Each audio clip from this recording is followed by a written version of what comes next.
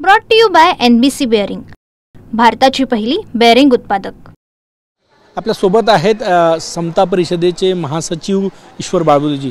हो, नागपुरात मेळावा आहे या 18 तारखेला। तुमचं 10 तारखेला सकल ओबीसी समाजाचं आंदोलन असताना त्यापूर्वी छगन भुजबळांच्या मेळाव्याचं काय उद्दिष्ट?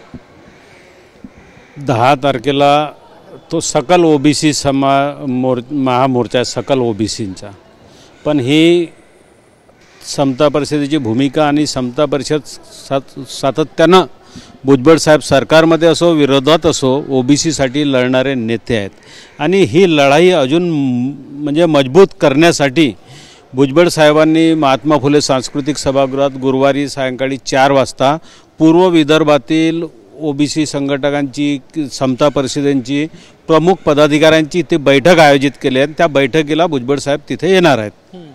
काय उद्देश काय बैठकीचा? बैठकीचा उद्देश आपल्याला माहिती आहे ना, ओबीसीचं आरक्षण वाचवता कसं येईल ना, त्याच्यासाठी आपण कुठल्या पद्धतीनं आपले मोर्चे बांधणी करायची त्यासाठीच ही बैठक आयोजित केलेली आहे। 10 तारखेला आंदोलनाचा इशारा दिला असताना त्यापूर्वीच बैठक घेणं, श्रेय घेण्याचं झडपड सुरू आहे? नाही, असं काही नाही। मोर्चा आहे 10 तारखेला, आम्ही पण राहणार आहोत मोर्चात। तो श्रेय घेण्याचा वादच नाही आहे। भुजबळ साहेब श्रेष्ठ आहेत। श्रेष्ठ म्हणजे ओबीसीसाठी लढणारा तो एकमेव नेता सभागृहात तुम्ही पाहिला असेल।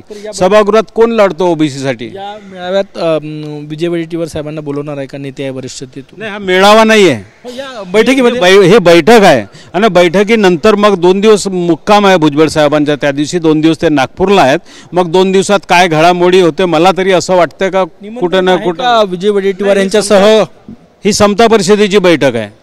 निमंत्रण आहे समता परिषदेचे प्रमुख पदाधिकारी। काय निर्णय होणार आहे याच्यात? बैठकीत काय निर्णय होणार आहे? आता मधात नाशिकला बैठक झाली, आता नुकतीच मुंबईला MET मध्ये बैठक झाली आहे।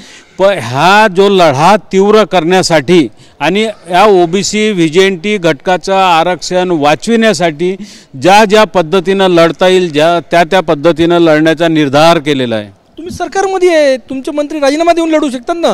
सरकारमध्ये राहायचं, सरकारच्या याचा लाभही घ्यायचा आणि मग विरोध करण्याचं हे करायचं, हे कशासाठी प्रश्न विचारतायत तुमच्या भूमिकेवर? बिलकुल, आपण पाहिलं असेल यापूर्वी जेव्हा मनोज जरांगेने आंदोलन उभं केलं होतं, या महाराष्ट्रात जाळपोळ चालू झाली होती, बीडसारखा एक ओबीसी घटक हा एकदम दहशतीत आला होता, तेव्हा देखील बाहेर पडणारा एकमेव माणूस होते ते छगन भुजबळ।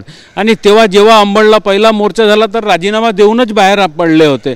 आणि आताही काही त्यांना म्हणजे सरकारची अशी अडचण आहे असं नाही आहे, ते ओबीसीसाठी लढणार सरकारमध्ये असो। राजीनामा देऊ शकते असं म्हणायचं तुम्हाला? आता नाही, मला तो त्यांचा निर्णय आहे, ते काय करतात। पण डॉक्टर बाबासाहेब आंबेडकरांनी सांगितलं होतं, तुम्हाला जर कोणती लढाई लढायची असेल ना, ते जिंकायची असेल तर तुम्हाला सरकारमध्ये देखील राहणं आवश्यक आहे। खूप खूप धन्यवाद। कॅमेरामॅन सचिन साहेबांसह Gajanan Umate, TV9 Marathi, Nagpur. Brought to you by NBC bearing, भारताची पहिली बेअरिंग उत्पादक।